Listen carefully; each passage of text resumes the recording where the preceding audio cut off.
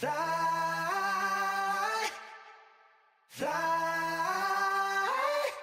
fly. It's your girl at the Fab Life of Dri. I'm gonna do a countdown.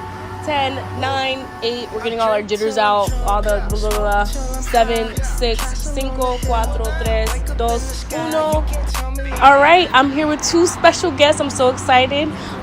Please introduce yourselves. I don't want to do all the talking, so I'm here with Marcellis and Chris. What's the last name? I'm Chris sorry. Vigorous. Vigorous. Oh, like the word. Okay, Chris Vigorous. I like that. All right. So, tell me a little bit about how you guys started music and why you started taking it seriously and not just as a hobby. You could say that it was one day where I was probably like 3.5, and I'm in church and I'm next to the drummer, and it just gave me passion in a way where it's like every time he would say now, I would hit the cymbal. So that's when from there I was like, okay, I want to take it serious now. So I told my grandmother about it, and that's when from there I've been pushing ever since then. Nice. Now, can I hear a little bit about your story? Well, I've always been into music growing up. I started taking it serious in high school, my freshman year of high school. So I had music class with my boys and shit, so we were just making songs for fun. And we was like, yo, we could really make money out of this. So it was like, we just started taking it serious. And I fell in love with it more as time went on. So I was like, why not take it serious? So now it's like my passion to do it. Perfect. So, who are your top 5 MCs? I need to know. I bump a lot of R&B, so I don't really listen to rappers. So top 5 artists. I noticed that you're a rapper, right? It's like I'm more like I just do whatever, honestly. Whatever makes you feel good, whatever vibe you catch. Yeah. So tell me your top 5 artists. I'm actually going to a Anita Baker concert. Yes, I am, and I love her. I love old R&B. I love everything. So it's like my top 5 that I listen to all the time is Tory Lanez, Tyus. I don't know if you're familiar with Tyus. At least So Stray. I don't know if that's on film. It's like a lot of underground artists. I like that. I like hearing new content. I'm trying to do the same old stuff. And also Chris Brown, of course. And like just mostly them. Okay. And how about you? Your top 5 artists? I'm very diverse about it, but you got a few from Jamaica. You got an artist named Vibes Cartel. You have another artist named Massacre. I was going to ask, where are you from? Where's that accent from? I'm not really Jamaican, but I'm from the U.S., but my family is Jamaican. My third, you could say Drake. Drake? My fourth is Kendrick Lamar. And my fifth, you could say Idonia. Okay. Jamaica, yes. I know who that is. What and who motivates you guys to stay focused? For me, you could say a couple of my friends, my teachers in school. Also, first and foremost, my grandfather, who just passed away like not too long ago, a few weeks ago. Wow. He's one that. Thank you.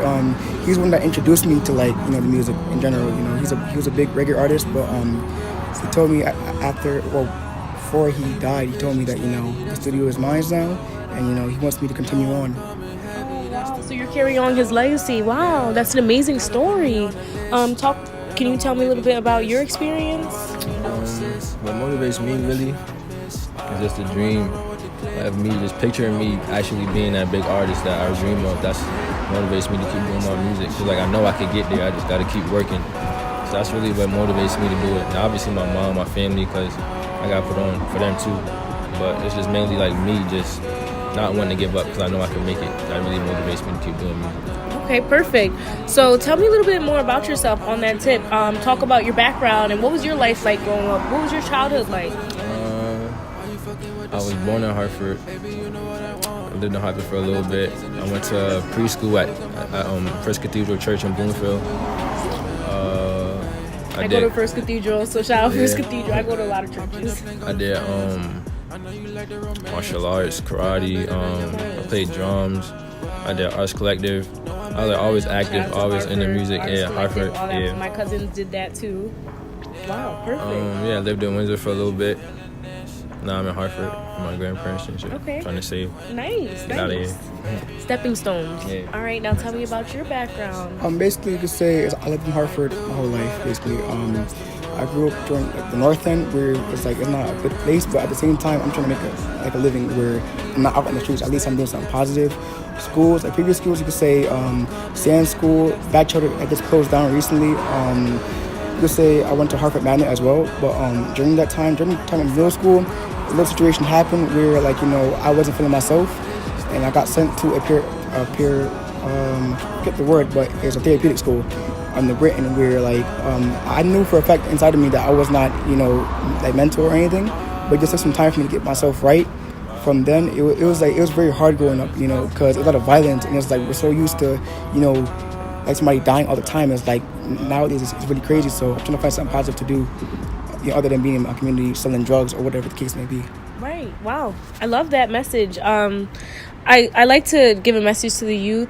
It's not about where you necessarily come from. It's just about what's inside of you and what you manifest with your talents, your gifts, and you can't stop what God has set for you. I don't want to get all religious on you, but no one can stop whatever God has planned for you. You can't stop it. Just tell me a little bit more about how you got involved with Strictly Bidness and how the movement has helped you in your music career. I got involved with them after doing a show in Bridgeport, and we linked up after the show because they liked my performance and my music and stuff, and we were just talking about that. I was like, I love to keep in contact with them and keep doing promotion with them, whatever. So we started going forward. We started doing like a little bit of promotion, my SoundCloud links and stuff like that, and then from there we just been cool, and she's been hitting me up about shows and everything that's coming up like that. But we met through a show that I was doing in Bridgeport. She was just there. Perfect. Okay. I want to know, lastly, from you, what words of advice would you give to the youth? I would say that it doesn't have to be music for you, like, you know, to keep something positive going, but at least find something that you feel like that meets your interests. Like if it's like music, if it's sports, if it's like art. So whatever it is, use it in a way and like be self-motivated about it. And if anybody tries to tell you that you're not gonna like do whatever you want to be, like it's, you know, it's your life. You know, don't let somebody tell you what you can't be. You know, as long as you put your mind to it, you're good. The same thing happened to me. I even had my own teachers when I was younger that told me that I wasn't gonna be anything. I was gonna be trash. I was gonna be a bum. This and the whole third. And you know what I did? From there, I've been, you know, I kept myself motivated by myself, and I've been doing more things. Like for example, I went back to them and told them, listen, I met Rihanna.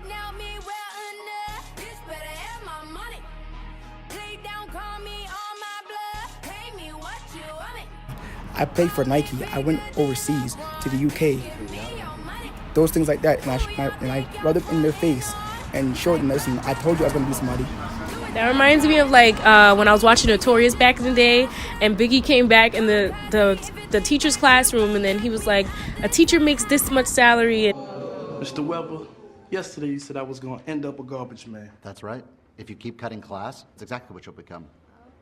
But I found out a teacher makes $24,000 a year, and a garbage man makes $28,000 a year. I'm gonna make $4,000 more than his dumb ass. So all you teachers out there that try and crush kids' dreams or instill in their head that they can't do what they want to do or they can't follow their dreams. What the fuck is you talking about? All right, please give your social media and then we'll wrap this up. You can find me on Instagram at _Marcellis _ dot. SoundCloud. Wait, spell that out for the people. Marcellis, MARCELLIS. Perfect. All right, follow me on Instagram, Twitter, Facebook, SoundCloud link, Marcellis also. Yeah, add me. All right, perfect. On Facebook and YouTube, you can find me at Chris Vigorous. I'll spell it out for you. CHRIS space VIGOROUS. On Instagram, you can find me at Chris_Vigorous. Perfect. And you guys already know where you can find me at The Fab Life of Dri. I want to know more about his Rihanna story, but I'm going to talk about it off camera. On Twitter and Instagram and YouTube, Dri Jamise, Strictly Bidness Princess signing out, and that's a wrap.